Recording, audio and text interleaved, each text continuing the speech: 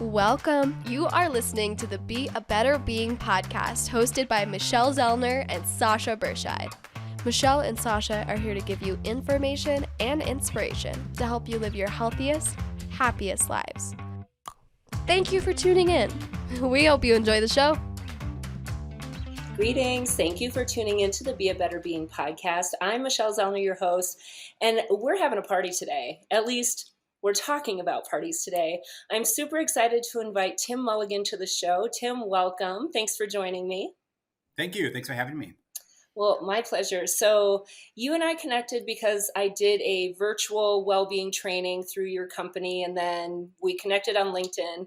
And a couple weeks ago, I saw that you posted something about a new cookbook that you just released. And I thought, I talk about food all the time. And this particular one that you just released is specifically about party food. And obviously the holidays are literally coming up.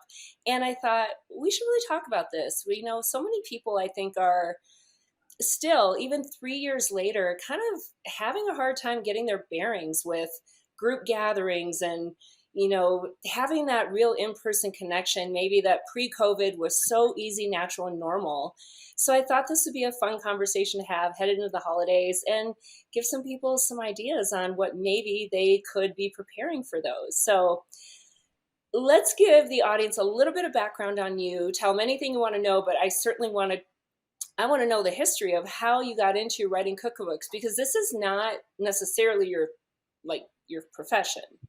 No, thank you. I've been in the business world I've been in human resources specifically for 25 years now. So I have a full-time day career. But I've raised a family and 2 kids. This is my first year as an empty nester. I guess where it all started for me was for the cookbook writing was when COVID hit and we're all quarantining at home. I was doing the same. And I decided during my quarantine time that I wanted to use the time productively and maybe do some, besides working during the day on Zoom and everything, I wanted to use my nights and my free time and maybe cross some things off my bucket list. And so I had a couple of things that I've always wanted to do. One of them was to write a play, which I researched, and I wrote a play, and now my play is going to New York next spring, which is really cool. And the second was I finished that, and then I jumped right into writing a cookbook. I've been cooking for years, not professionally trained, though I did spend my early days in hospitality and in restaurants. But with that cookbook, it's called A Perfect 10. And I wanted to share with the world some of my favorite recipes that I've just curated over the years. There it is. So it's called A Perfect 10. Yep. If you're watching on YouTube, there it is. Yeah, thank you.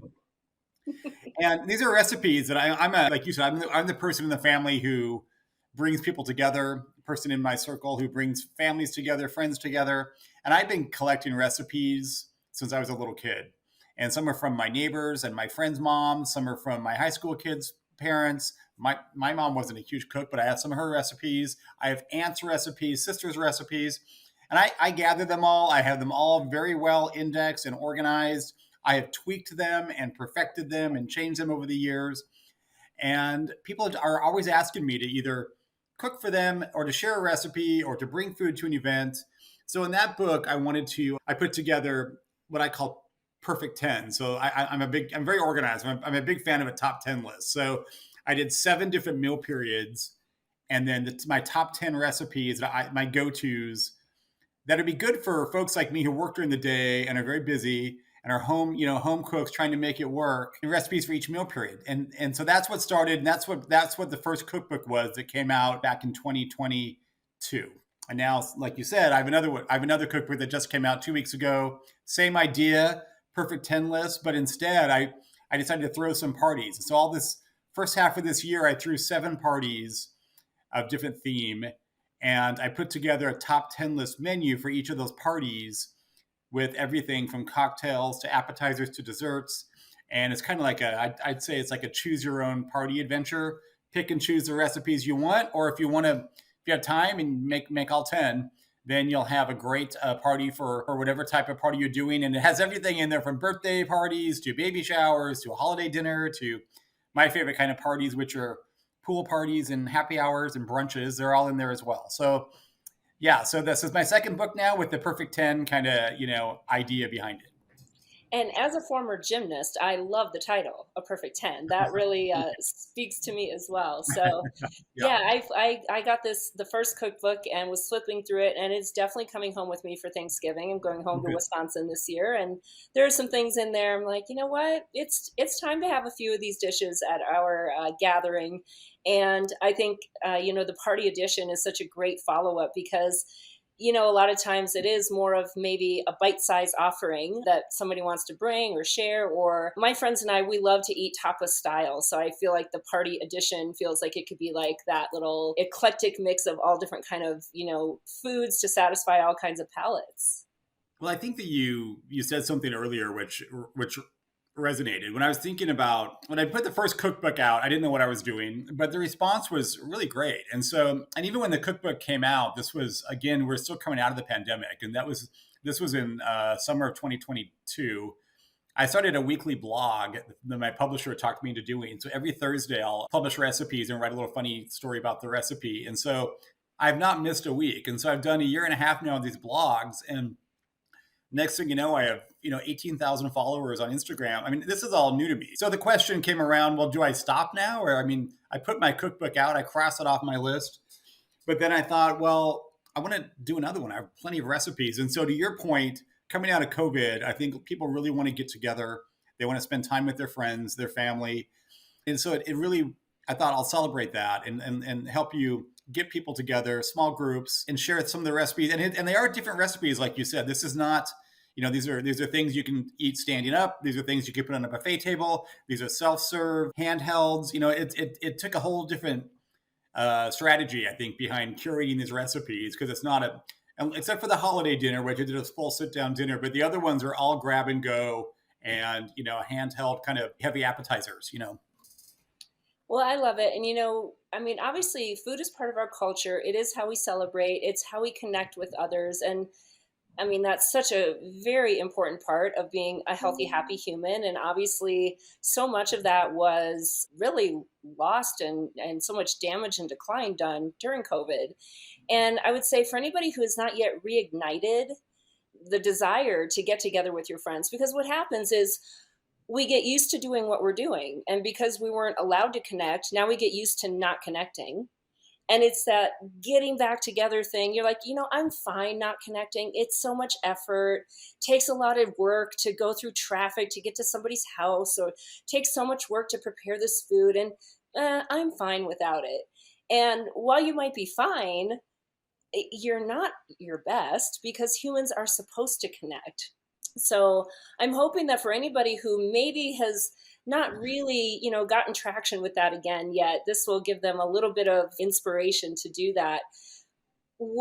So, I mean, you threw 7 parties. Is this have you always been this way? Like, has this just been who you are? You're just the go-to party guy?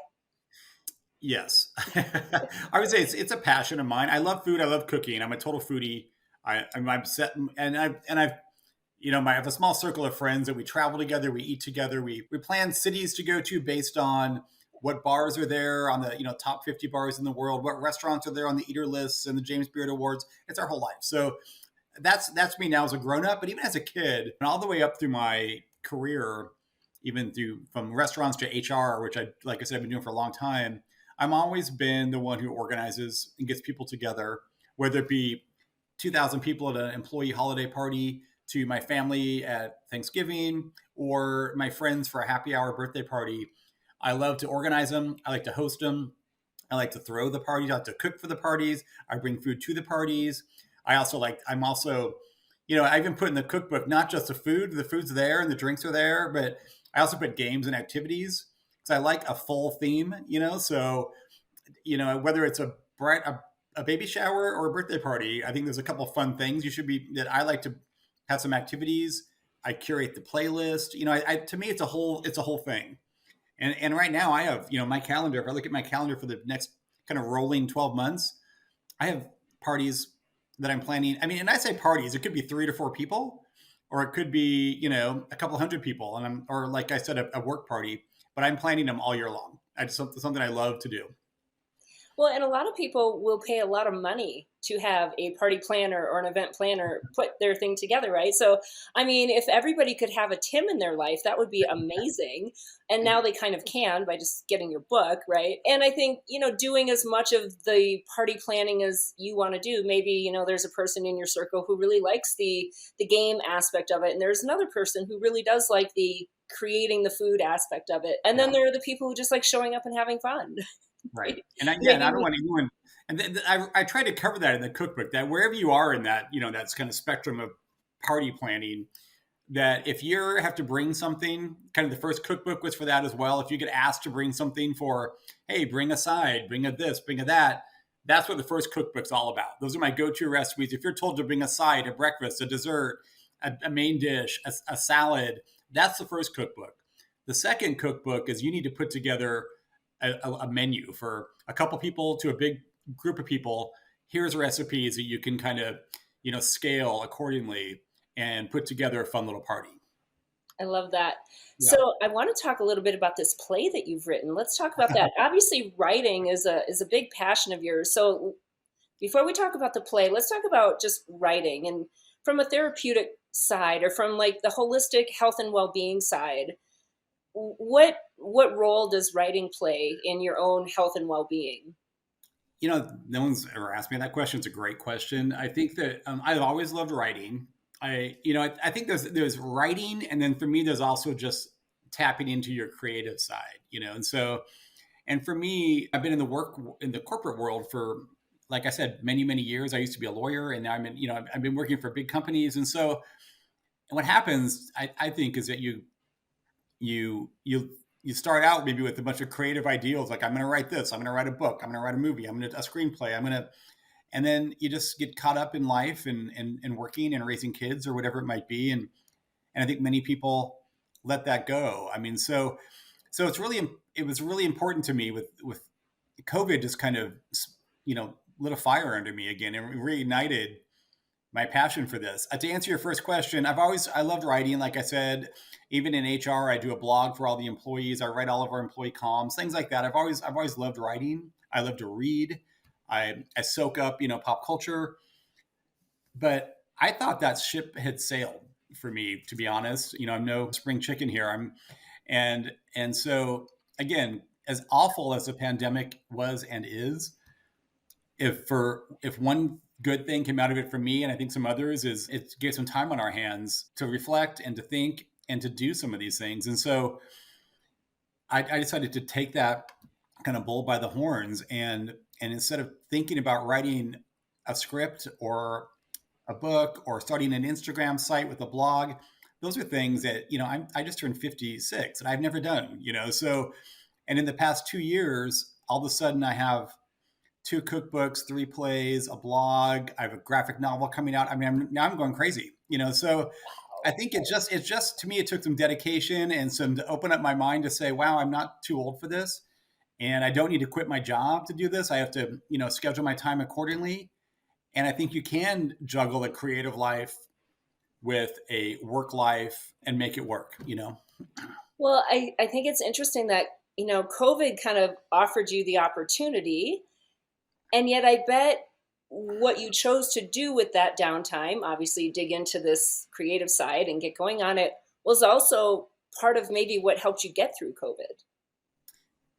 I completely, I think other people I know, and people in my own world, even my own family, struggle with the extra time on their hands. What do you do? Do you drink? Do you get obsessed with sourdough making? Everyone kind of found their own thing, or some people just didn't know what to do with themselves. And so again, I'm not saying what I did is for everybody, but I just really decided to let's use this time productively. And I think at the time, back in 2020, we didn't know how long this was going to last, obviously. So all I knew was that I was at home. My daughter was in high school, was at home. Luckily, we had just closed on a second home that we bought before COVID even. So I found myself down in the desert in Palm Springs, California. Not a bad place to, quarantine, and thought, I'm here for a while. I've never worked remote. So let's make this be productive. So for the play, for example, I've never written a play. I love theater. I've gone to plays for years. I've been on theater boards, but I literally like Googled, how do you write a play? I didn't know, what the structure was like. I hadn't taken the writing classes, but I had some ideas in my head that I thought would make a good show. And so I kind of just Googled, what's the right structure for a script. And then I decided to just be very systematic and storyboard out a story that I had and write about what and I put myself in a timeline. And then as I realized, as we got into like 2022, with the cookbook also, that as we saw things like the vaccines and kind of maybe an end in sight, I really flew into full gear because I didn't want to come out of that saying, oh, darn, I didn't finish these things I finally could have done. So I really made myself stick with it. And I'm so glad I did, because now it's just opened up the side of me that I kind of forgot was there. Well, I love that, because I think you touch on a variety of things that are critical for everybody to accomplish things, no matter what it is you're trying to accomplish. One, you have to have an idea. Mm-hmm. And a lot of times it's already within you. It just needs to come out. Two, you have to create structure and commitment. Mm-hmm. And three, there has to be a little bit of pressure to get it done. Oh, yeah. Right? Because if we're like, oh, I'm going to write a book someday. And I can't tell you how many people have told me that. Okay. Right. When is someday? I don't know. I don't find that day on my calendar. I've been saying it for years. I know. Right. Right. Yeah.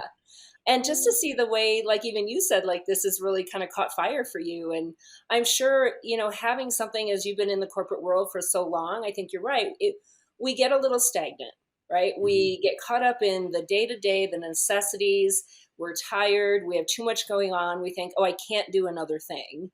And yet when you find something that you're really passionate about, it's not that you have to do another thing. It's that you can't wait to do this other thing. Mm-hmm. And that thing that kind of fills your cup, reignites your energy, invigorates you to also go and do your day job that supports your family. And creativity, we know having a creative outlet is such another critical pillar for overall health and well-being.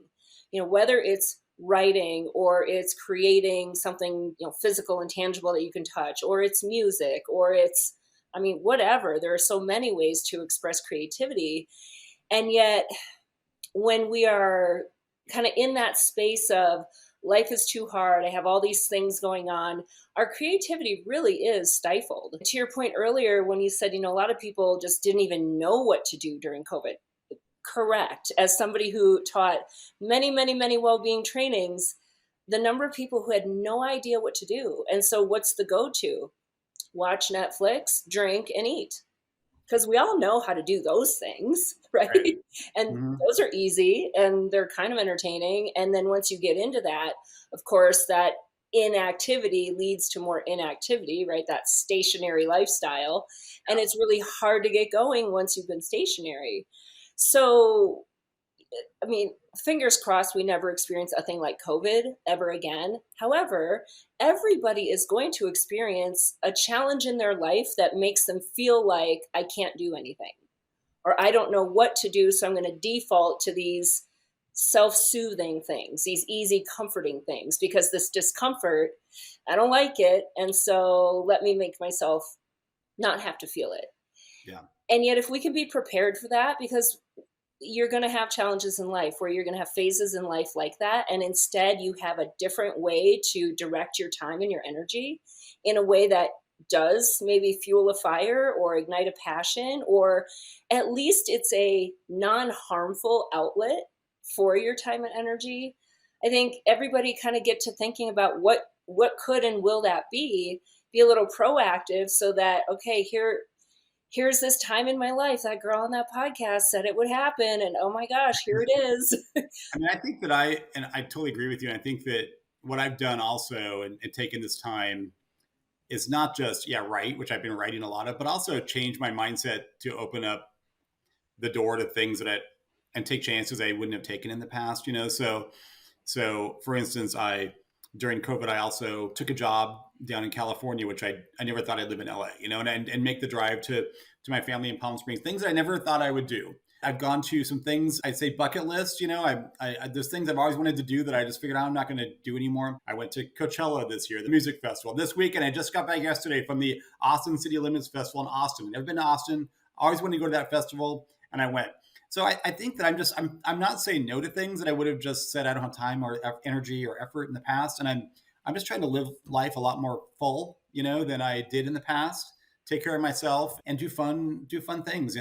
And was it because of COVID? I don't know, but I think COVID kind of spurred the creative side, which also opened the door to this more positive open-mindedness that has been kind of refreshing for me and how I go through work and life and family and everything now. Well, yeah, because once you develop that attitude in one area of your life, it spills over. Attitude always carries into Mhm. multiple areas. So I'd be willing to bet that, the people that you work with have maybe seen a change in your energy and your attitude and maybe your approach to things at work. What I really love about all of this, Tim, is that you are 56 and you're doing this. Mhm. Right? Because I think so often we get to that age in life and we're like, oh, I've done it all, or I don't need to have new experiences. I've had plenty of them in my life. I know I've said that. Like, you Uh-huh. know what? I've had plenty. I've done amazing things and I'm good. Well, I mean, I still have a lot of years, hopefully, on this planet. So, I probably will do a few more things that I've never done before. But I think also a lot of people wait until retirement to do those things. And maybe financially or, time Yeah. wise, that's the only option. Or maybe it's not the only option. Maybe you could do these things even while you're still working and you're an empty nester, so clearly having other humans in the household that you are somewhat responsible for makes a difference. Yeah. But I love that you're in that phase and of that mindset, and I would say that once the little door of creativity is open, it allows for it to really open all the way. When it is shut, nothing can come in or out because it's shut, right? Mhm. So I would be willing to bet that that little part of your brain that got tickled by exploring this writing, creating the cookbooks, and then challenging yourself to write other ways is what just continued to kind of push the door open a little more, a little more, a little more. And now you can see all these things that I want to go do that and that and that and that and that. And because you already proved to yourself you can do this hard thing, right? Write a book and another book and a play and a this. And I mean, Yeah, and then you make and then now that we've out of the quarantining world mostly. Now I've opened that door and I've had some success. And now I've worked it into my world again. So now I block out time to write on the weekends, and I block out, maybe I'll work till 5 and I'll block out 5 to 6 to work on creative endeavors. So I found a way to kind of you know incorporate it into my work life as well. So I'm not working around the clock, but I am making a living and supporting my family and working during the day, and then I'm spending some quality time working on creative projects in my spare time. yeah, Yeah, it's so fantastic. So let's talk about this play that you wrote, because I sure. mean, Yeah. to be picked up, this stuff is no joke stuff. This is a big deal. Like, Well, yeah. I mean, so I go to a lot of plays. I love plays. One thing I noticed in the theater world, I've been to a couple plays that kind of either were deemed like a thriller or maybe had a horror, element to them. And I've seen a few where the audience, I could just see the giddiness and kind of level of excitement in the audience. And then I'd watch the play and I'm like, it wasn't that scary or wasn't that exciting. Not to knock those plays, I won't say what they were, but it got because I like drama and horror anyway. So it got me thinking about my hometown, which I think is kind of has some scary elements to it. So I wrote a play about my hometown, which is in Washington State. It's called Richland, Washington. It's where the Hanford nuclear reactor is. So I wrote a play about a couple, a same-sex couple, like my partner and I, who take their high school daughter, who's of color, like mine is, and kind of become fish out of waters in this kind of small town with a haunted past. This kind of this nuclear reactor, and I just threw in some scary elements and I thought a funny, scary play about a family that where the daughter really becomes the central star of the show. And I wrote it, all through COVID, and then I had a party that kind of they all melded together. I had a pool party here last year in Palm Springs, or 2 years ago, and I invited some theater people that I knew in the theater world, and I gave them food and drink, and I did a little reading of the play. My first time in my life ever doing any of this. And 2 days later, one of the theater groups just said, "We love it so much. We want to do it." I'm like, "Well, do what?" And so they said, "Produce it." So I mean, that was in May of 2021. We had a couple workshops throughout the summer. And next thing you know, it ran for 4 weeks and pretty much sold out in San Diego for a month at the end of 2021. It's called Witchland. You can look up the website. It's witchlandplay.com. And it tells the whole story of the backstory. It did great, and it got a lot of kudos from critics and awards. And then now it's going off Broadway. It's going to run starting in April in New York. And now I've taken that, and I work for an AI company now, and I really like AI and modern technologies. And I thought this story has some dark elements. It would make a great graphic novel, because I've seen folks doing with graphic novels. And so then I used Upwork. I found a contractor, an artist that I chose who does graphic design. And now we've turned Witchland into a graphic novel that's going to come out probably in January. And I've written a sequel to that as well called Snitchland. So it's about kind of whistleblowers out of this nuclear reactor. And so that graphic novel is going to be this follow-up. Now I just have all these ideas in my head of how this world could continue, So I kind of have that track going. And then I have this interesting cookbook world going, which people seem to responding to very well. So who knows if there'll be a third one or not, but the people love the first two so much that makes me very happy. This is just fascinating, and I hope everybody can hear the energy that I am seeing on the screen, because it's something I talk about all the time. Life is hard, life is full, life is complicated, life is busy, and yet you get one shot at it.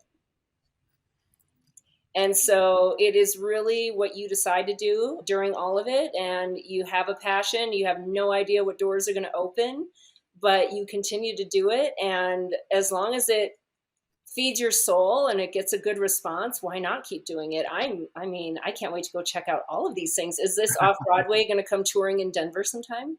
I hope so. Right now who knows, but at least the graphic novels will bring it to everybody, so that's kind of how I'm thinking. Is that what I've learned a lot about, is a whole nother podcast probably, but about the play world and the theater world, is getting your play out there as a first time playwright is almost impossible, so I've been pretty lucky with a couple of breaks and support that I've had. Will the plays ever see the light of day after this next run? I'm not sure, but the books will, I think. And so one thing about writing is that, you have a script, and there's different ways now, whether it be a podcast or an audio version, or self-publishing your own book, or taking what I'm doing and turning this graphic novel approach and partnering with an artist. There's lots of ways to get stories out there now, so I'm kind of dabbling, my foot in many of them, I love it. I talk to so many people who, have great ideas for books, whether it's their own story, their own kind of memoir-ish, or they're writing, some kind of fiction or, creative, whatever. That's, kind of a combo of like something they really have lived and experienced, but they're going to alter it to make it, not their own personal story. And so often they hesitate writing it because they feel like it needs to be perfect, or nobody will like it, or nobody will understand it, or nobody's going to read it. And I always tell people, you should be writing for you. Yes, hopefully there's a message out there somebody will probably get a benefit from. But I think it's one of the things that holds people back from doing something like that, because they're so worried about it being perfect, or, the story not resonating with somebody. And I think it is so therapeutic for so many people, or it could be, because getting thoughts out of your head is so important, and getting them, onto paper or in some version that is able to articulate into the outside world versus what's going on in your head.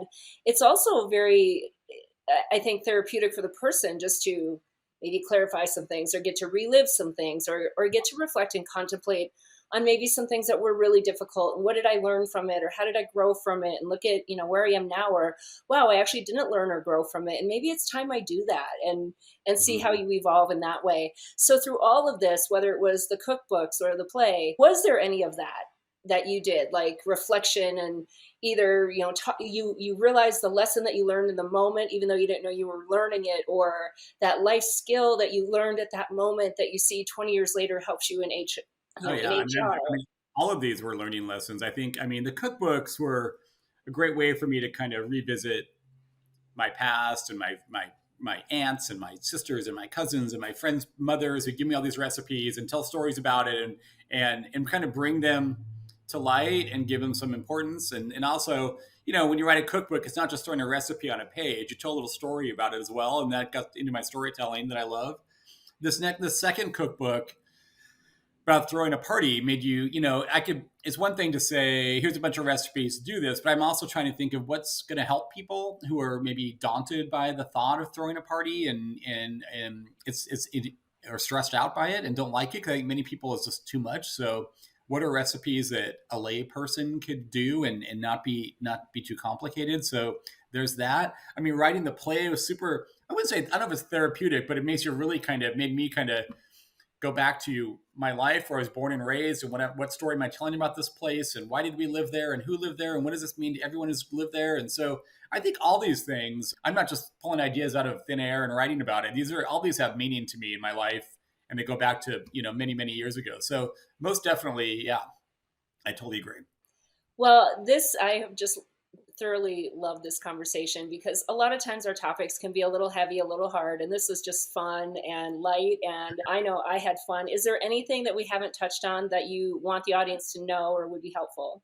No, I just say the new cookbook, it's Perfect 10 Party Edition, and it's full menus and activities to make hosting parties a breeze. And like I said, I think that if you have any people coming over for any reason, whether it be just friends getting together, a book club, a Oscar party, whatever it is, I think you can find some recipes in there and ideas and activities to make that be a breeze and make it be fun, and don't be stressed out. And some of these recipes you can make, most of them you can make in advance and have them ready to go. And I give you lots of kind of cheats and tricks to make throwing these parties very simple.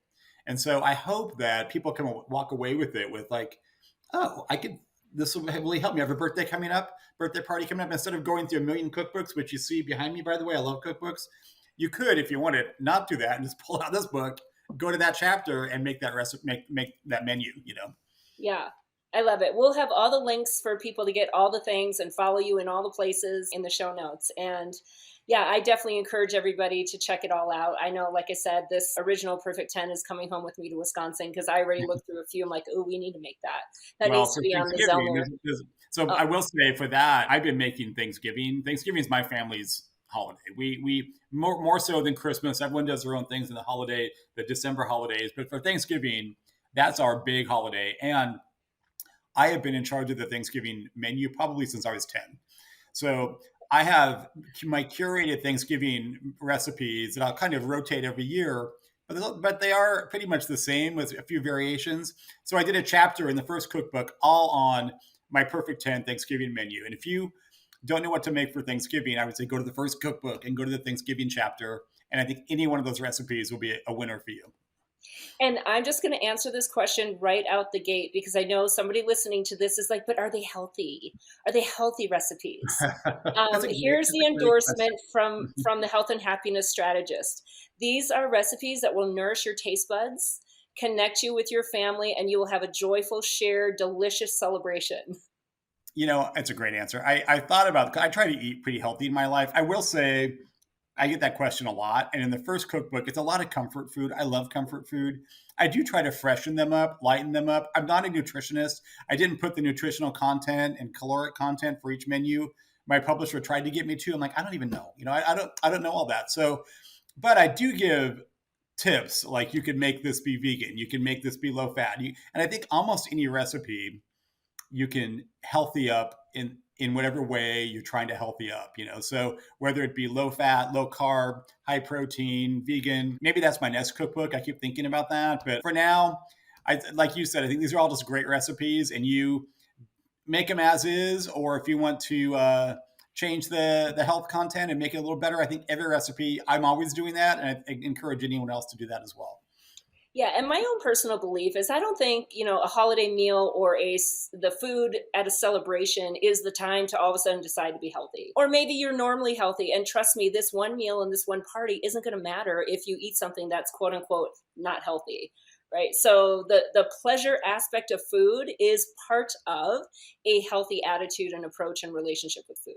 I do put salads and vegetables on every one of my Perfect 10 lists. So no matter what, I'm a big fan of, bringing a very unique salad to the table for an event. And if I'm ever told to bring a side or a salad to someone's party, I don't just want to bring an old green salad with a bottle of Italian dressing. I try to bring something really unique and different. And I think that can be a signature move for you. You're the one who shows up with these amazing salads, and that's a great thing. So I think between the two cookbooks, there's a lot of healthy stuff in there as well. I love it. Yeah. Absolutely. Well, Tim, thank you again for joining. This has been really fun, and I look forward to exploring this one as well as the next one, and then checking out the play, especially when it comes around to Denver. Yeah, I hope so. Yeah, and the graphic novels. It all sounds so amazing. I can't wait to just see how everything continues to flourish for you. This is super exciting. Well, So thank you so much. Yeah, thank you. I really appreciate it. my pleasure. And everybody, hope you enjoyed this as much as I did. And now you get to go and be a better being. Thank you for listening to the Be a Better Being podcast. Michelle and Sasha hope that what you heard today inspires you to embrace this journey of life with an open mind, a kind heart, and a willingness to learn and evolve. If you enjoyed the content, please help spread their message by subscribing, sharing, and leaving a 5-star review. If you have a show topic idea or would like to be a guest, please visit betterbeings.net and fill out a contact form. Until next time, go and be a better being.